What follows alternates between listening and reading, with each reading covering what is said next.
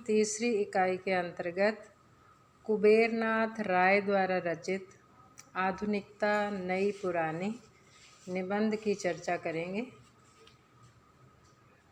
निबंध की चर्चा करने से पूर्व हम यहाँ पर कुबेरनाथ राय का परिचय और उनकी कृतियों का परिचय जो है वो उनका परिचय हम जानेंगे।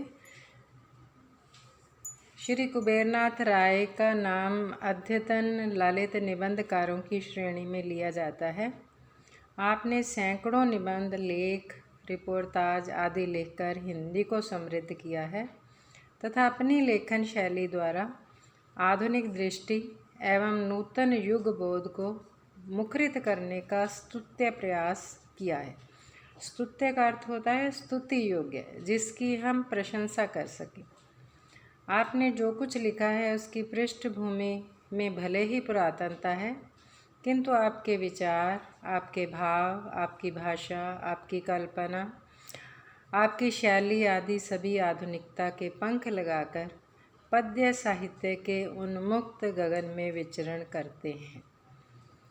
उन्मुक्त का अर्थ होता है जहाँ पर सभी प्रकार से मुक्त होकर के। डॉक्टर द्वारिका प्रसाद सक्सेना का मत है कि आपने वैयक्तिक निबंधों की जिस नूतन पद्धति को अपनाया है उस पर भले ही पाश्चात्य तकनीक का प्रभाव हो, किंतु उसमें गरिमा है, सौष्ठव है, मार्दव है और सबसे अधिक नूतन रसबोध है। इन निबंधों ने हिंदी की कई पत्रिकाओं को सुसज्जित किया है, कई हिंदी पाठकों को निबंध पढ़ने के लिए मजबूर किया है और कई संपादकों को उनकी अहिर्निश मांग करने के लिए विवश किया है। अहिर्निश रात दिन ललित निबंधों की उन्नत कला के पारखी श्री कुबेरनाथ राय के आज के उदीयमान निबंधकार होते हुए भी हिंदी पाठकों के हृदय में प्रवेश कर चुके हैं और उनके मन पर अपना आसन जमा चुके हैं।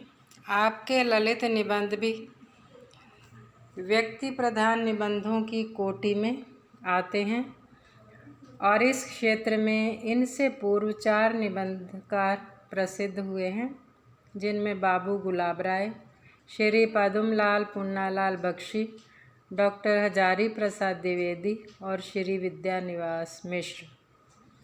आपके प्रमुख निबंध संग्रह हैं प्रिया नीलकंठी, रस आखेटक, गंधमादन, निषाद बांसुरी, विषाद योग और कामधेनु आदि।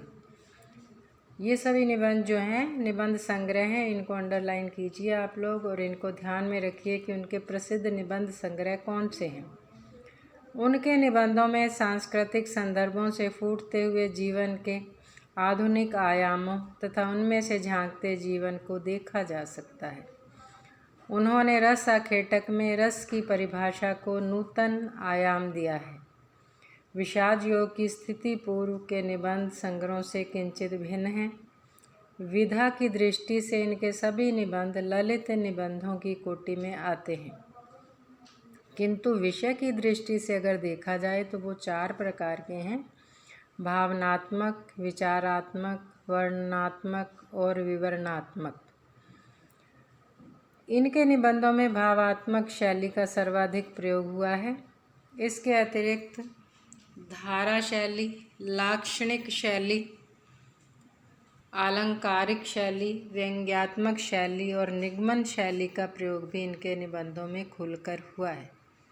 जहाँ तक इनकी भाषा का प्रश्न है, उसके विषय में डॉक्टर द्वारिका प्रसाद सक्सेना का मत उद्धृत करना उचित प्रतीत होता है। डॉक्टर द्वारिका प्रसाद सक्सेना ने लिखा है कि राय जी की भाषा का अनुशीलन करने पर ज्ञात होता है कि उनकी रूप संरचना अत्यंत सुष्ठु और परिनिष्ठित है। वह व्याकरण रूपी पुलिसमैन से नियंत्रित है। उसमें विचारों की अभिव्यक्ति के लिए अपूर्व सामर्थ्य है। वह कौतुक रूपी वाक्यश्री से मंडित है और उसमें तेज और ओज की प्रखरता है और उसमें चुंबकत्व का गुण है। वह प्रभावान्विति को बनाए रखने में पूर्ण सशक्त है। उसमें रागात्मकता से परिपूर्ण कवित्व की सरसता है। वह पाठकों के हृदय में कौतूहल जागृत करने में सर्वथा समर्थ है। उसमें रोचकता एवं सजीवता की मात्रा सर्वाधिक है। वह साहित्यिक लालित्य से परिपूर्ण है। उसमें भावों एवं विचारों की हरितिमा है। उसके शब्द महाकांतार में कुसुमित अर्थों की विविधा सुगंध है। उनके वाक्य रूपी चंदन काष्ठ में सहृदयों के हृदयों को सुवासित करने की शक्ति है, जो कि गहनता और उदात्तता से परिपूर्ण है। वह विशदता एवं रोचकता से सुशोभित तथा उनकी अभिव्यंजना में गंध मादन के कुसुमित शैल कानन का नैसर्गिक सौंदर्य एवं माधुर्य विद्यमान है। कहने का अभिप्राय यह है कि उनकी जो भाषा है सर्वगुण संपन्न है, जिसके अंदर दूसरों को, जो श्रोता है या जो पाठक है, उस वर्ग को अपनी ओर खींचने की उसके अंदर ताकत विद्यमान है।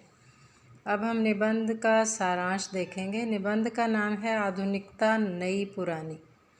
यह कुबेरनाथ राय का एक ललित निबंध है, जिसमें उन्होंने नई पुरानी आधुनिकताओं का विश्लेषण किया है।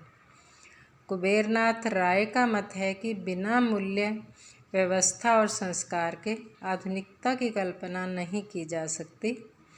पुरानी आधुनिकता का संबंध 19वीं शताब्दी और उससे पूर्व की संस्कृति से है, जबकि नई आधुनिकता 20वीं शताब्दी तथा 21वीं सदी में विकसित हुई है, जिसमें मोह भंग है, नकार का भाव है तथा मूल्यहीनता का प्रभाव है। नकार का अर्थ होता है नकार देना किसी को।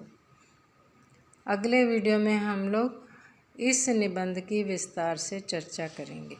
धन्यवाद।